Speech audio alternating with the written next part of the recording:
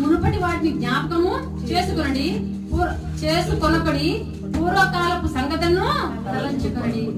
ఏ విషయాలలో నువ్వు ఓడిపోయావో వాటిని జ్ఞాపకం చేసుకోవద్దు. ఏ విషయాల్లో నువ్వు ఫెయిల్ అయిపోయావో వాటిని నువ్వు జ్ఞాపకం చేసుకోవద్దు. పూర్వం జరిగిన సంగతులను అసలు తలంచుకోవద్దు. వాటి గురించి పదే పదే గుర్తించుకోవద్దు.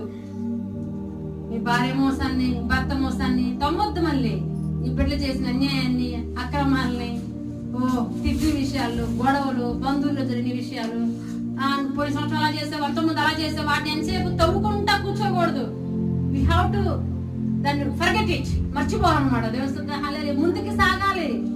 ఏం చేయాలండి? ముందుకి సాగాలి. నూతన సంవత్సరం వెళ్ళిపోయే ముందుకు గతాన్ని గుర్తించుకుని బాధపడుతూ ఏడుస్తూ మళ్ళీ గొడవలు రేపుకోకుండా నూతన సంవత్సరంలోకి వెళ్లే ముందు ఏం చేయాలి? దాన్ని మర్చిపోయి మనం ముందుకు వెళ్లే వారిగా ఉండాలి.